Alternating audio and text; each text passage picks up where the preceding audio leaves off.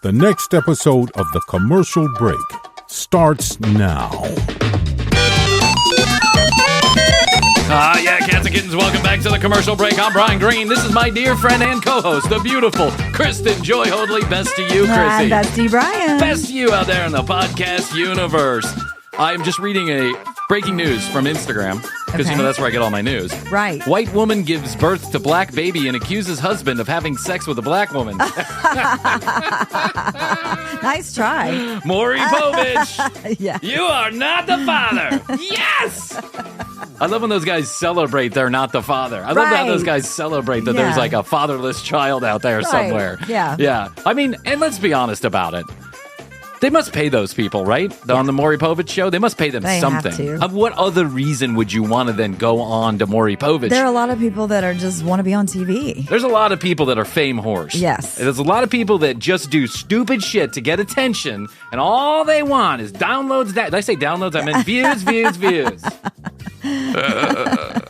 Yes. Speaking of fame whores, we're quite... somebody called me famous today. Ooh. And I said, I think you got to engage your dictionary on the definition of famous. Yeah, I'm not famous. Did I tell you I went to go pick up a rent-a-car? And the guy at the rent-a-car place who's checking you out, the guy who walks around the car with you and blah-diddy-blah, he's like, hey, you do something. And I'm like, he's looking at me sideways and he goes, hey, you do something. And I'm like, what do you mean? And he goes, you do something. You're like an actor, a famous person. And I was like, no, not me. Got wrong, Mr. Pickford altogether.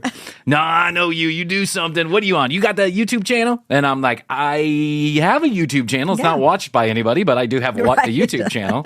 And he goes, I knew it. No, wait. You on that podcast? And I'm like, what podcast is that? And he goes, The Break something. And I go, The Commercial Break? And he goes, that's it. No way. I was blown away. Yeah. The kid was young. I mean, he was young, super nice, super young. And I was like, you're not my target audience. We got like 70. We share audience members with Dr. Phil. How did you find The Commercial Break? It still surprises me every time someone says they listen to The Commercial Break. But then I go to the podcast conference and not a soul, no one recognizes me. Well, you're from The Commercial Breaks. I'm The Commercial Breaks. Someone just posted a bunch of pictures of... And you're a stand-up comedian. Of a stand-up comedian on The Commercial Breaks with over 200 downloads per episode. Congratulations, Chrissy. High five to you. Yeah, we're going for 201 on this next episode. I'm in the car with my son the other day, and he has been fascinated by the concept of Earth. Dad, can you show me Earth on Google Maps? I love Earth and the space stuff, too. He's getting into it. He's so smart, and he wants to know everything. He wants to dig into everything. So he's like, what about Earth? And then inevitably comes, who made Earth? Right? And I go, oh, well, it depends on who you ask. But some people call that entity God, right? Why?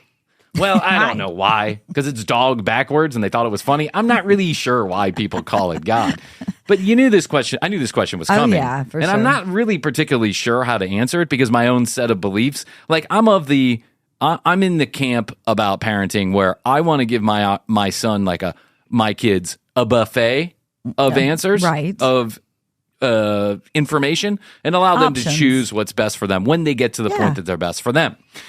And the reason why I want to do that is because I don't want to indoctrinate my children in any particular way with any particular religion. Now, I do think religion probably holds some value somewhere. For a lot of people, it does, and good for that. Like, for those preachers that get airplanes out of it, they hold a lot of value there. Right. But I'm not there. I don't want to go, well, there's God and there's Jesus and there's, Mary, and nor do I want to say, there's Muhammad or Buddha or whatever. I don't want to do that. Yeah. I want to tell him that there are people that think this and there are people who believe that. And then you choose what's best for you when you get old enough to believe.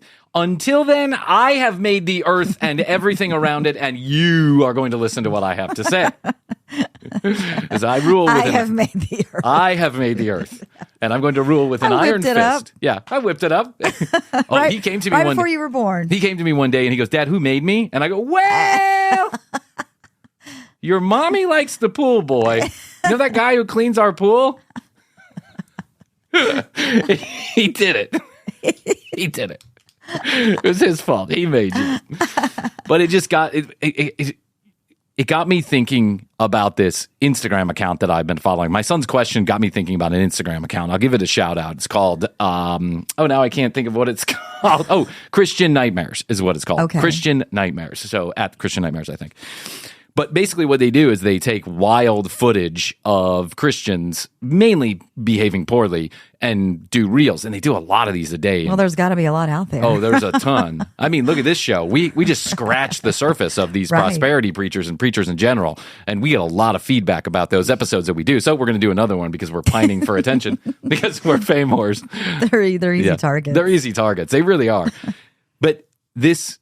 When I was scrolling through this Instagram account, one of the reels that came up was a little girl, I'm going to guess no older than 9 or 10 years old, crying on a stage in front of 1,000 people about how she's like screaming, "The Lord comes and saves me. Let the Spirit run through me." She's crying. She's so visibly upset. Wow. She's shaking. Her mom, I'm assuming, is like next to her going, "Praise Jesus. Praise Jesus." That's what indoctrination looks like. That's so good. Come on. That's so good. So good. That's so good.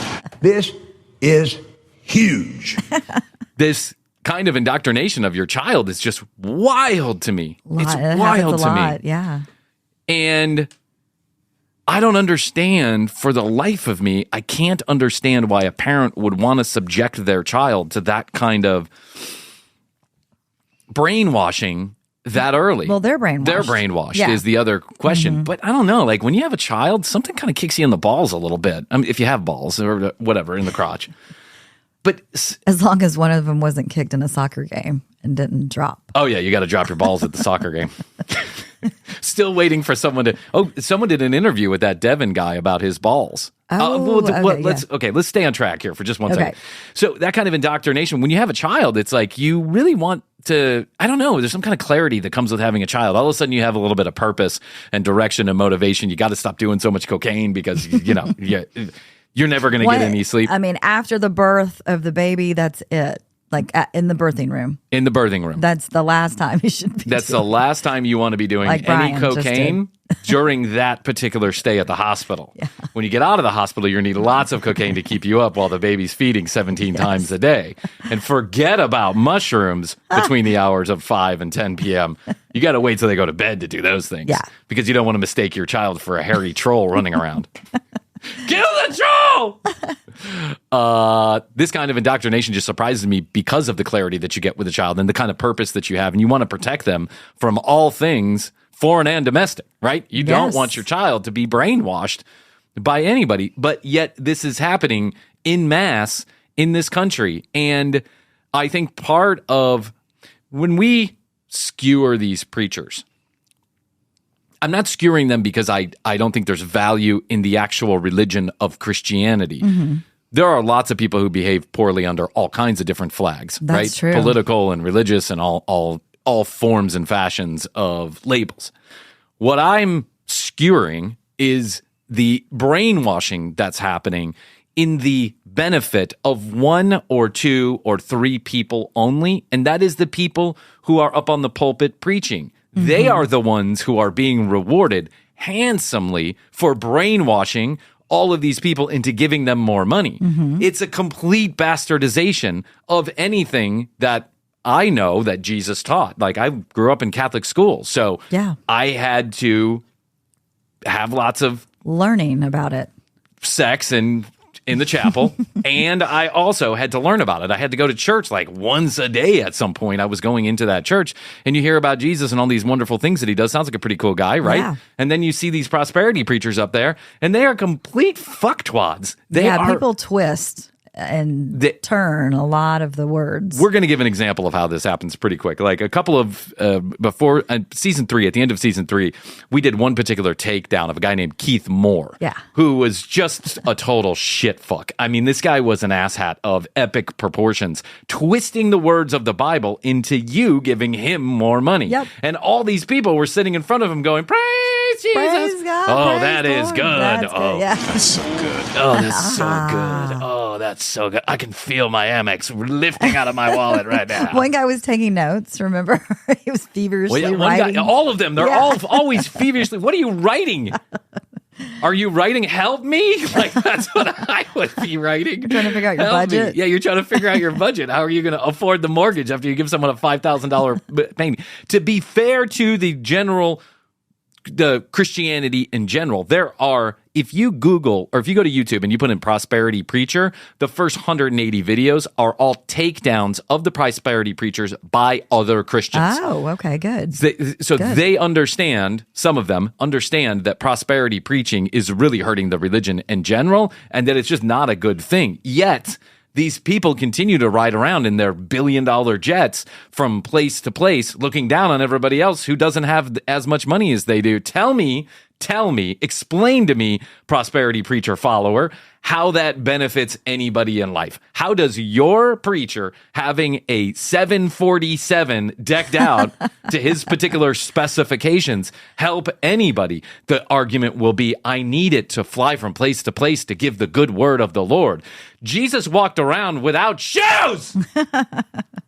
The Buddhists they walk from village to village asking for 1 grain of rice then they'll sweep off your front porch. I mean, these guys live without anything their entire lives. They seem to be doing just fine spreading the word without the help of a 747. And by the way, Delta! That's it. That's all you need to know. Delta.com. Yeah, just get on a commercial flight. Yeah. First class. Okay, cool, dude. I like to do that. If I can afford it, I'll fly first class. Never been able to afford it, but it looks really nice. It does. It looks as you pass nice. the people. Yeah. They're drinking champagne. That's right. You know, they have the big planes with the double doors, and they let you in the middle one so as not to taint the first class with the smell of your poor butt. Your poor butt. Your poor butt. Excuse me, sir, if you could just walk back toward where the poor people are, I'd appreciate it. We're here. I'm going to close this curtain right here just to make sure none of the poor people get their poor people stank all over you. I'm so sorry. Would you like another glass of champagne? A gold bar? Can I lay you down in your personal bed? Thank you very much. Thanks for joining Delta.com. We only care about the first 10 rows, so everybody else, we'll turn off the lights, make it super cold and uncomfortable. Thanks very much. We'll be serving sodas halfway through your 9.5-hour flight. And the kid next to you is still screaming. Yes, he is. But we're going to close the curtain so everybody else can't hear it. Thanks for flying Delta. So I just don't get it. I just don't get what the benefit is to making your preacher extraordinarily wealthy. I don't either. Maybe that's why we didn't meet at a church function. For one of these. Would have been a much better origin story had we met at a church function. Do you know what I'm saying? Like, I'm writing the copy for the website right now with the website people, and they want an origin story, which I think is a cool idea, right? He's like, oh, let's do an origin story. We can do like a timeline of events. Yes. And I'm like, timeline of events? Met, drunk. Blackout. Brian had a kid. Yeah. Still drunk. Court ordered AA, drunk. I mean, what do you want me to put? So he's like, find some photographs of the two. A photograph? I was telling our audio editor today, I think from between the ages of 17 and maybe my first wedding, there might be 4 photographs of me out there in the world. I took a ton of pictures, but then when I moved back down to Atlanta right after we met. Yeah. Really, I don't remember having any pictures after that. I think that's I think it was before the iPhone really had caught hold. We were still using Blackberries. And even though some Blackberries could take pictures. You could have a camera. Yeah, remember they had what was that little video camera that they gave me at Clear Channel that I was handing around? What was that? The blip, the flip, something like that. The something like that. It was like a handheld video camera. Yeah. The flip camera. Yeah, I was running around with that thing, but God knows where that is. We're going to be like, mark my words, it's going to be season number 7. We're going to be like 58 million downloads a month, right? Spotify is going to be negotiating a contract with us, and some jackhole is going to come out of the woodwork with my old flip in their hand. Maybe you ought to think twice. We're going to get extorted for money. It's going to be... Anyway, so But what? Extorted for money because we've basically laid out all of our secrets on this there's podcast nothing to anyways. extort us from. Someone is actually. Did I tell the story about? I don't think we could run for political office. No. But... Political office? We'll be lucky to get a job at McDonald's, Chrissy. I mean, for God's sakes. This day and age, everybody cancels everybody for everything. True. It's absolutely insane. How we haven't already been canceled, I'm not sure. But I think no one that matters is listening. Yeah. So you matter to us. Yes. But, you're not calling TMZ on us. We appreciate it. But back to the prosperity preachers. So we actually had a woman, and I'm not going to give her name because I don't know if she wants me to, but whenever we do these takedowns of the preachers, which we do every season, we do the takedowns of the preachers, we get a lot of feedback about this. And it's like, go get them, Tiger. Yes. This woman. They're like, you're spot on. Yeah, you're spot on. This woman grew up in a house full of preachers, full of fire and brimstone preachers. Wow. Her grandfather, her grandfather's father, her father. She comes from a long lineage of these type of preachers. And she wrote this excellent email to me. And I don't want to read it on air because I don't want to give away personal details about her because I don't have her permission. But she basically said, you're so fucking spot on with this, right? This is exactly what's going on. If you think for one fucking second that any of these preachers up there bastardizing the word of the Lord into a check out of your pocket, a swipe of your PayPal, thinks themselves that any of this is true, you got rocks in your head. You have fucking rocks in your head. These people are there for one purpose and one purpose only. Continue to get your payday tax-free. Money. Mm-hmm. So I thought what we would do is take some time today and let's just get right into it. Let's not wait till the end of the season, Chrissy. Let's get right into it. I like it. And let's get prosperity preachers in their rightful place in TCB lore, way at the bottom. First, I want to highlight a video. Mike McCall. Mike McCall is about to give a testimony. Testimony He's very for those tan, of you. and look at his huge watch. Gold watch. You know why? Because he prayed to the Lord. Yes, and got the money. He gave his last dollar to a prosperity preacher, and for 17 years, he's been thriving. Mm-hmm. He never says what he does. So he could be selling crack. I don't know. We're going to see D on here. Yeah. What up, dude? Oh, man, you smell good. I ain't into that shit, bro. You're not into smelling good? Okay, let's listen to Mike McCall. He's about to give his testimony, whatever that means. My name is Mike McCall, and I have been attending Living Word since 1997 on, and I became a member. Sorry, here, let me start that over one time. Anytime Brian goes switching the wires, we're going to have audio issues. That's true. My name is Mike McCall, and I have been attending Living Word since the late 90s, off and on, and I became a member in, I believe it was 2004. Show off. He's like that guy who wears the indie band t-shirt. Off and on. Why'd you go off? I listened to Green Day long before you did. Yeah. I was listening before Dookie. Dookie's when they sold out. Dookie. And I've been attending ever since. I've always been a generous person. Even when I was working jobs in college, and most of my college mates didn't have money, I would treat them to things. So I've always had that. You were selling weed out of your dorm room. Fucking angel. Here. Whenever we didn't have money, I'd treat them to things. I give my roommate a hand shandy every once in a while, de-stress him a little bit. I ordered a $5 pizza. He was quick to anger. Yeah, that's right. Pizza. College roommate. If you have to highlight your generosity by talking about you paid for your college roommate's pizza, but I don't know. Whatever. Yeah. Mindset of being able to give, which is, I think, God-given for sure.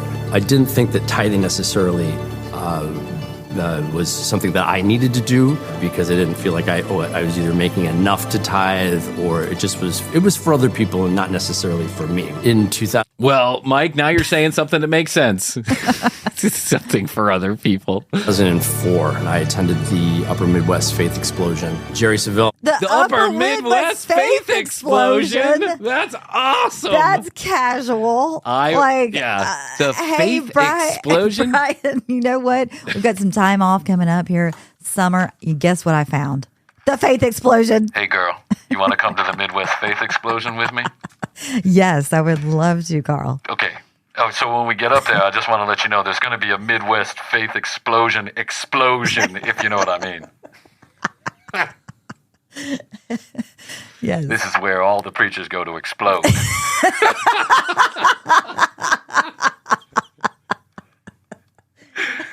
It's literally a bomb of the Spirit. We're going to dip ourselves in some holy water and explode. Hence the name Midwest Faith Explosion. We used to call it the Midwest Jizz Conference. But we didn't sell as many tickets. The Midwest Faith Explosion. Wow. Is there other regions too, like South? Yeah. There's the nether region. Oh, there's all kind of regions. I'll draw a map on you if you want me to, girl. Just give me a call. Send me some pictures and I'll do that little highlighter thing on my iPhone. I'll edit it with some. I'll show you. Oh my God. There's the titty region. There's the nether region. There's the anal region, which is godly, just to let you know. If you want to have sex before marriage, you do it in the anal region. And you can do it at the Midwest Faith Explosion. What a name. It sure is. We are literally laughing at you while you're buying tickets. Gotta go. Literally laughing at you while you're buying tickets to the Midwest Faith Explosion? Yeah. Tell me this is not a joke. Was speaking, and he was talking about precious seed. And at that time, I was between... Well, Carl. Come on down to the Midwest Faith Explosion. We're going to drop our seed all over the place. The seed of the Spirit. The Word and the water of God flowing from my holy chalice. We're going to pump you full of seed and get you to explode. $19.99. VIP tickets, only a few left. Oh my God. Jeff needs to call. Listen, Mempho Fest is a great name, but Memphis Music Explosion is much better. I mean, anything explosion. Yeah, if you put explosion in there, you're bound to sell tickets. And then tell them you're going to be dropping seed all over the place. Forget about it. Explosion. Mempho Music Explosion. It is renamed. I want to get paid for that, by the way, Jeff. I'll tell him. Careers, I was kind of spinning my wheels and not really knowing what direction I wanted to go in life. But But once I found the Midwest Faith Explosion, I knew exactly where I needed to drop my seed. My seed. I know. To me during that message, and it was whatever you have is a precious seed to be able to sow into the kingdom. And I'm going to be sowing some seeds in the kingdom over there at that Midwest Faith Explosion. You think that's like a Bonnaroo for Christians? Yes. They're all sleeping in tents and fucking each other after day number 3. I didn't have a job at the moment, but I had one thing of value, and that was my seed. So I started selling it to the church. Hand milk. I didn't have a job, but let me just go to this Faith Explosion. Let me go to the Faith Explosion. And then I'll see what happens. Yeah, I've been there before, right? Don't have a job. Don't have a job, but don't have any money because, right. Even when I have a job, I don't have money. But don't have any money. And then someone says, come to this retreat out in the woods. It's going to change your life. It sure does. For 48 hours, changes my life. As I'm soaked in LSD and marijuana. But then when I wake up on Monday, I'm still the same asshole I was before. That's the problem with yourself. It's hard to run away. 1996 Nissan Maxima that I loved more than anything. Something in me said, donate that car. Give that car at that time. And plus, it had just broken down. Oh, my God. Yeah. It's 2004. You're driving around a 1996 Nissan Maxima. Been there, done that, by the way. I used to have a Maxima a long time ago, and they're good cars, but yeah. I had a Honda Accord. Yes, you did. Without a front. Yes, you did. I drove it around for 2 years. Yes, you did. It had no right light or front or bumper. I remember so I would park it so that you couldn't see the right side. It looked great from the left side. I'd say that story. I remember that. I had to go to an interview at the CEO's house, and they lived in a cul-de-sac, and I pulled in the counterclockwise direction so they didn't see the right side of my car. I'm your new director of business development. Can we have this interview during the day so I don't have to use my headlight? No, I said headlight, singular. I remember writing on the offering, 1996 Nissan Maxima, where should I deliver it? And then it did take me a few years to really understand I needed to tithe. What are they doing with the car? Chrissy. You got to be a real... Selling it for parts? Yeah, you got to be a real I don't fucking know. jerk off. Like what? To stand up on the pulpit in someone who has no job, can't even afford a ticket to the Midwest Faith Explosion. And he writes, where do I send my Nissan Maxima? Well, where is it? Is it not with you? You're at the church. Just give him the keys. Where did it go? Oh, it's been in the shop for 3 months. Can't afford to get it out. Your problem now, God. Like, honestly, what are you doing? What are you doing with your life here, dude? If you're the preacher and you read that and you go, yep, go get his Nissan Maxima from him. Take it. Isn't he sleeping in the Maxima? Thought I saw him out there yesterday. You're an asshole if you take that guy's Maxima. I would say, nope, don't accept the Maxima, and here's $100. Yes, Get yourself to the Midwest Faith Explosion. Everything that I brought in and give God my first fruits. Well, I started my business in 2006, and it was just me. And it was just me growing weed in the back of my Maxima. 2 years later. 2 years later. I'm now the Midwest king. I'm now the Midwest weed king of Chicago. A year I had another employee. By 2008, I had 5 or 6 employees. The economy, took a dive, but my business doubled. Because everyone needs weed. Yeah, that's right. I call it God's house of weed and seed. We'll drop loads or roll them up. Roll them or drop them. 2008. And it continued to have successful growth each year. We've never had a down year. Our growth has been consistent for 17 now. Oh. And I attribute that all to... He said his... I hold on one second. For 18 years? And I attribute that all... It's 18 years? Yeah, hold on. Let's see what he said. Our growth has been consistent for 17 years now.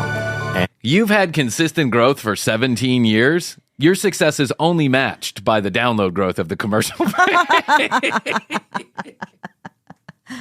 We've had download growth for 17 days. And I attribute that all to God's economy. There's no other explanation. God's economy? Yeah. I guess when you believe like this guy believes, then everything's God's economy. Attribute everything to me. Maxima? Yeah, well, Maxima to the guy. But he said many years later. I didn't realize. It took me many years. It took you many years. I thought that's not the way it works. I thought you're supposed to claim it, Yes. and then it's supposed to be yours. Yep. Why are you giving them stuff? You're supposed to be claiming it. I claim what's in this collection basket. That's right. The That's other what I guy would do. said Claim it. Just walk yeah. up like we said what we were going to do is just, walk up to the house next door, claim it. That's right. It's mine. I walked into McDonald's at the hospital, and I was like, I claim it. I claim it. I'm claiming this Big Mac. See you later.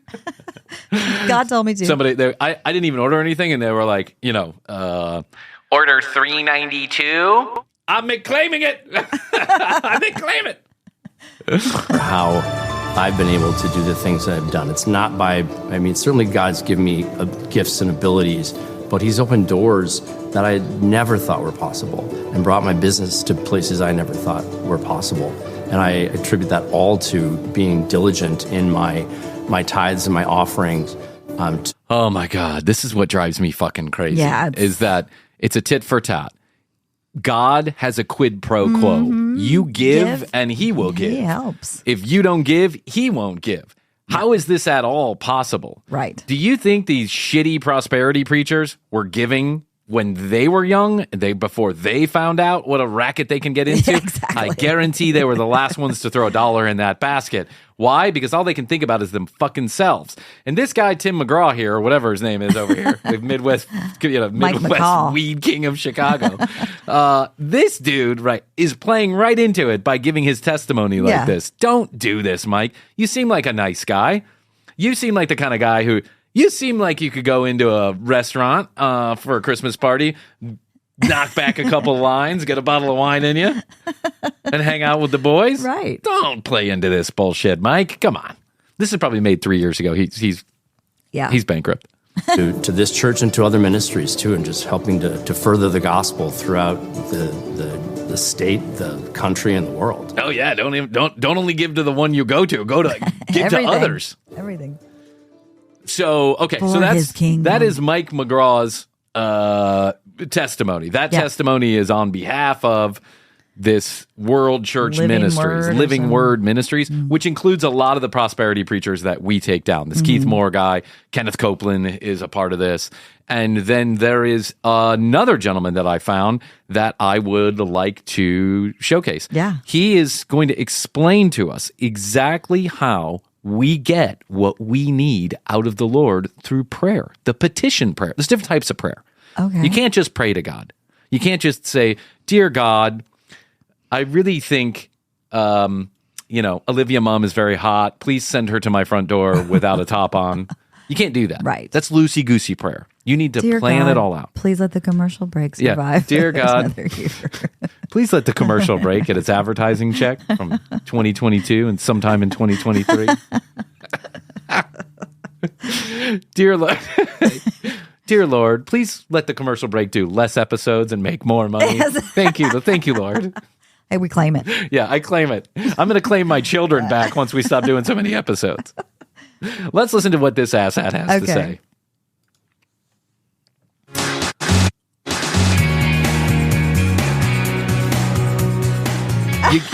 Jerry Savelle, nothing like a preacher riding a Harley in the intro wearing video. A leather jacket and driving a Harley. Look at that shit. You remember when I told you about the cars for kids? 1-800-100 cars for kids. 1-844 cars for kids. How they must spend all of their money on advertising, right? That 92% of the money that goes into that charity must go to advertising because they're everywhere at all times. Now they're on TV. Used to be just radio. Now they're on TV too. But when you spend this much money on production value, I mean, yeah. Why are you wasting the money like this? Oh, I think that's his daughter. This is Jerry Savelle and his daughter, and I think her name is like Jeannie Savelle or something like that. That seems like a very close relationship. Oh, yeah.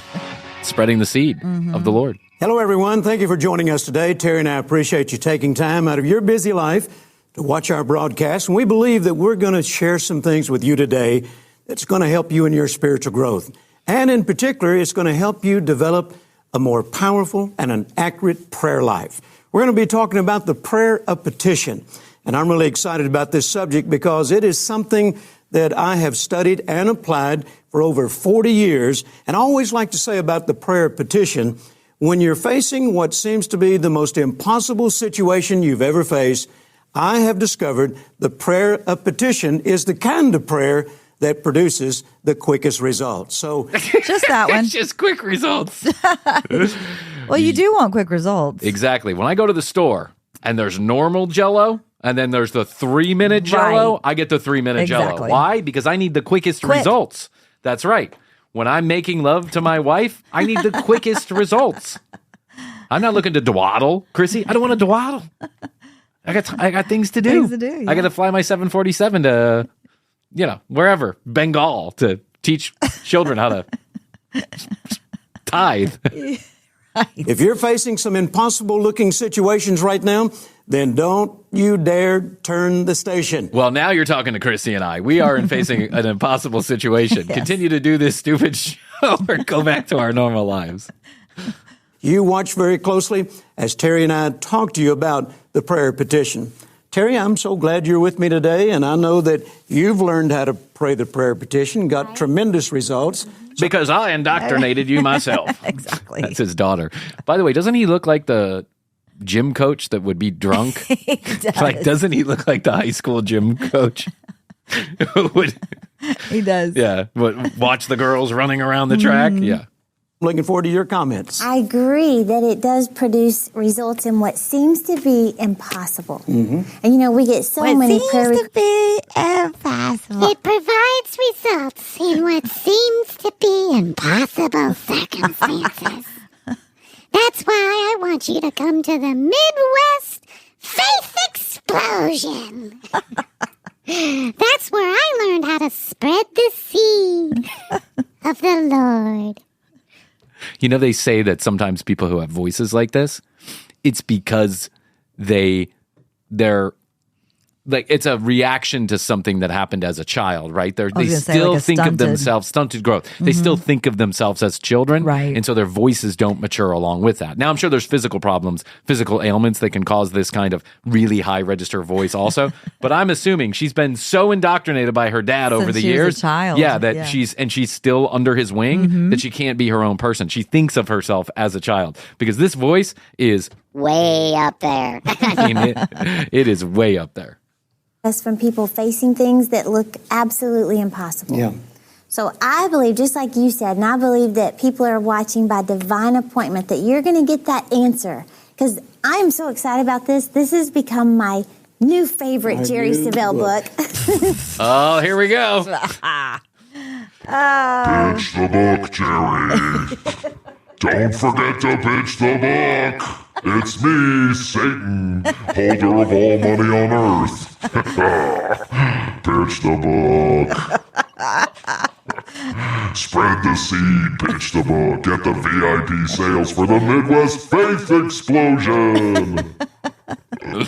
That's a great one. Welcome to Chili's. How can I help you?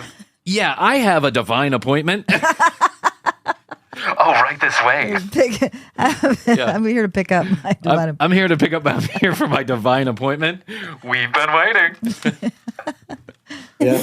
On the prayer petition. You know, I have been teaching on the prayer petition for 40 years. I can remember meetings that I would go to. One meeting in particular in Was with me, Satan. And I told you, if you write that book and start asking for more seed, I'll get you that airplane you're looking for. Pitch the book, Jerry. Toronto, where I had like a whole week there, and every morning I taught on this. In fact, I have my notes from it right here. Toronto, March 31st, 1989. Prayer petition. Holding it like it's a museum quality item. I know. Look, I have it right here. Yeah. It says Toronto. I have it right here. 1989 Toronto. Here, look at my notes. I wonder if like, Grateful Dead has the bootleg tapes. Yeah. His followers are like, we've trading got a copy of the Toronto 89. Oh, I got a copy of the notes from Toronto 89. Exactly. I got a bootleg, bro. And this one, Peter Popoff shows up and heals some folks with a fist. Toronto 89. Toronto 89 is my favorite, bro. What's your favorite Jerry Savelle milking of cash out of old ladies? Dude, you can go Toronto 89 all you want, bro, but I'm Chicago 94. Paducah 99. That's where shit went down. Someone wrote him a $10,000 check right there. Someone literally deeded him the house. Said, where do I send it? It was Mike McCall. That's right. What about McCall in 2004, bro? Oh, shit, I forgot about that one. That was sweet. The Maxima. Handed in the keys to the 96 Maxima right there. Right in the basket. I got it all. On notes. He wrote it down. Took some dumbass's Maxima. Had a nice steak for dinner. God began to teach me this. It actually began when I first came to the Lord in 1969. And, of course, back then... it was really a lot harder to get a hold of the Lord. We didn't have the iPhone like we do now. When I first came to the Lord. Bunch of horseshit. We didn't have, iPods and CDs, not even had cassettes. It was reel-to-reel tapes. And the meeting that I was in with... It was Stone. We had MS Stone. Right, the Stone tablet. We didn't have PowerPoint. We had MS Stone. Ching, ching, ching, ching, ching, ching, ching. Toronto, 89. Ching, ching, ching, ching, ching, ching. Kenneth Copeland, where he came to Shreveport, Louisiana, where your mom and I grew up. Oh, God, Kenneth Copeland. Anytime you met, yeah. Kenny. He learned from the best. Old Kenny Copeland. Ken Cope. Ken Cope for short. Yeah, blow it. Ken Cope. Ken Cope. Ken Cope. Old Kinco blowing those tornadoes away. Where we were living and where you were born. And he came and taught. Right over my wife's head. Right on my wife's boobs. Prayer. But he talked about from Ephesians 6, which I'll read in a few moments. Oh, we can't wait. Ephesians 6, where you're going to twist the word of the Lord into your own mangled version of indoctrination. Paul said that we are to pray with all kinds of prayer. Well, that was a revelation to me. I didn't know there were different kinds of prayer. And then he began to talk about each different kind of prayer specifically.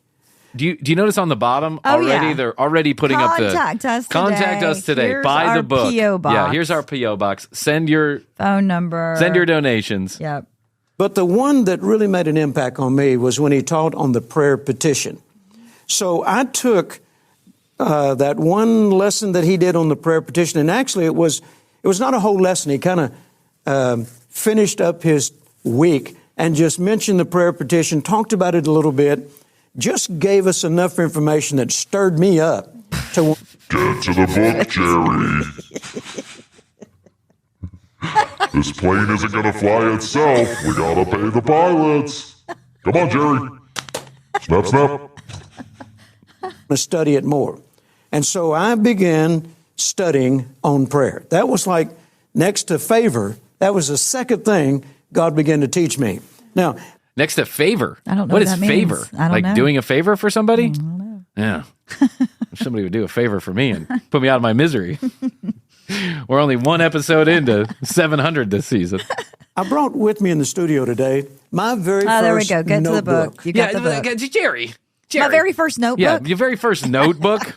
Really? From 69? Yeah. Do you think anybody cares about your very first notebook? Let me tell you something. I found some old writing journals that I had, and they are less interesting today than they were back when I started them. True. I don't know what I'm fucking talking about. True. I have a feeling Jerry takes copious notes on how to milk people out of their money. Look, it says from 1969 to 1973. And right here, see my dividers. This one's on faith. This like one's a on day planner. The authority of the believer. This one's on... For 4 years, that's not a lot of notes. No, that's not a lot of notes. I mean, what do you need to know? What do you need to know? 69 to 74. 69 he's is got like 12 pages. Yeah, he's got 12 pages. What does he need to know? He just twist the word. Ask for money. That's all you need. You don't want to put that shit down on paper in case you go to court. Yeah, spread the seed. Ask for a favor. Ask for money. Spread the seed. Twist the word. To people you know. Don't give it back to the people out there. Talk to your friends and family. Gross. Yeah. Talk to your friends and family. Healing, and this one's Ponzi scheme's pretty easy. You don't need a lot of notes on that. Yeah. On the power of the Word of God, and then there's a whole section They're on blank. They're all blank. The pages are blank. That's hilarious. I told you not to break out the notebook, Jerry. No one fucking cares. Let's get to the best hits. You cured someone of blindness. Mike McCall has a successful business. And the book is $29.99. Now let's get back to it, Jerry. Get on track. My first outline was how to pray, how to go into prayer. And by the time I concluded this, study on prayer, 4 years the prayer later, petition was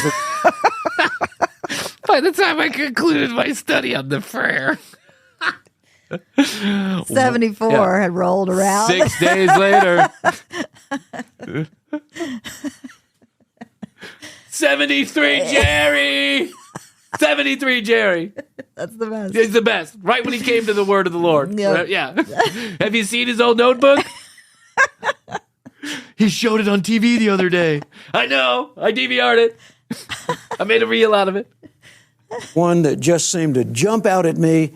And it seemed like that once I learned how to pray that, the things that seem most impossible, like for instance, look at this section right here.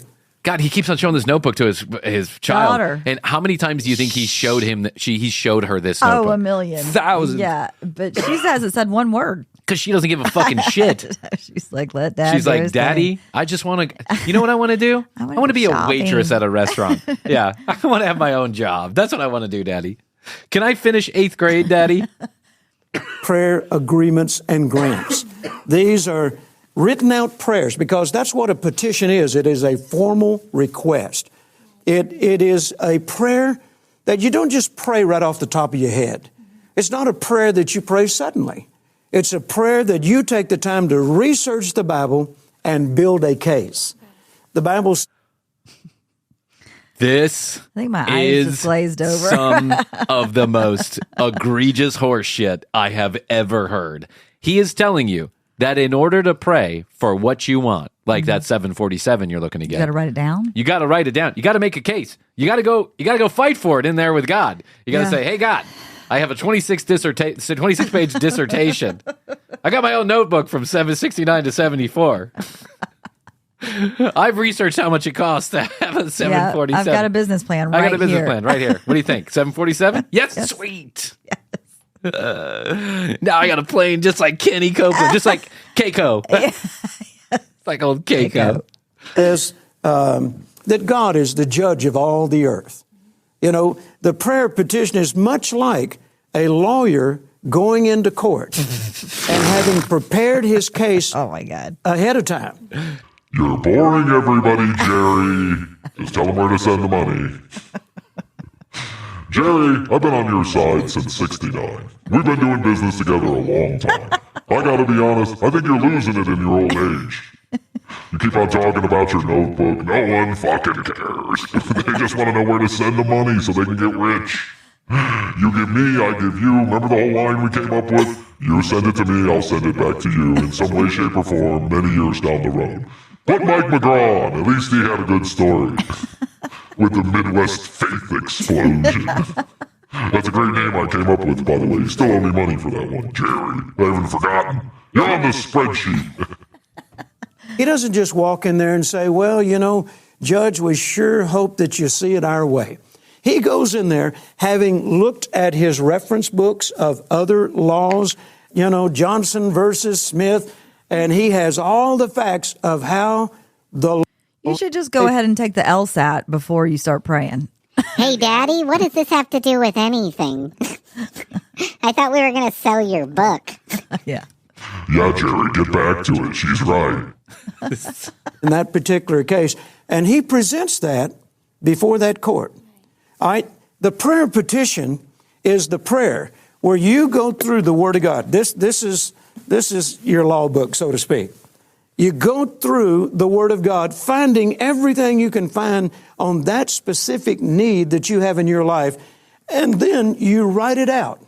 As just cut and paste. God damn, you got to do homework? Cut and paste. Just take this word, put it with that one. Can I put it into Chat GPT and ask it to send it out? Mix it up. Then present it to God. This is yet another way to twist all these things up and make them sound like make it sound like you're going to get a return on your investment if you just give him money. And I got to be honest, this is one of the wackiest ways I've ever heard. He's telling you to go through the entire Bible, find every line of the Bible that has to do with your need. Even if it's just a word. Where does it talk about the 747, Jerry?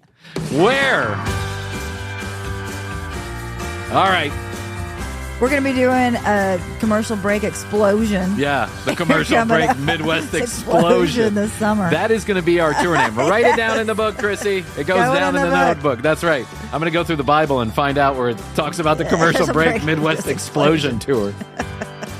Midwest Explosion 23. I am going to find Also, put an asterisk there so I can get that clip, because that's pretty funny. We could drop that in a bunch of stuff. Yeah, make your little marker. Oh, yeah. Make my little... Well, 17 minutes ago. Anyway, hey, listen, tcbpodcast.com. That's where you find out all the information about Chrissy and I. All the audio, all the video. You know where to go, tcbpodcast.com. Drop us a line on the Contact Us button, or you can dial us up, 1-855-TCB-8383 from anywhere in the world, toll free, 1-855-TCB-8383. We'd love to hear your questions, your comments, your concerns, your content ideas.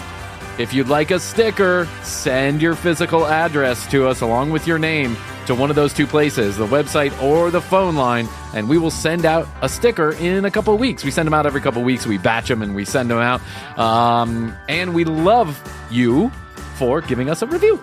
We love you for giving us a review. So please do that on Apple or your favorite podcast player. Just drop a couple nice words. Most people say are nice. Unfunny and boring. 5 stars. Yes. So feel free to follow along in the well-worn footsteps of your fellow brethren, your fellow commercial break listeners. Got something stuck in my throat. I noticed. I think God has struck me down. I need to pray about that. I gotta write out a petition at The Commercial Break on Instagram and now on TikTok. And please do us a favor. YouTube.com/The Commercial Break. The episodes now air at the exact same time as the audio feed, so no delay. You don't have to wait 2 weeks to go back and watch what we were talking about, because who can keep up with these fucking episodes? There's too many of them. All right, Chrissy. Well, for today, and today only, I guess that's all I can do. I think so. So I'll say, I love you. I love you. And then, you know what I want to say? Best to you. I also want to say best to you. And I want to tell you out there in the podcast universe, best to you. Until next time. Chrissy and I always say, we do say, and we must say, goodbye.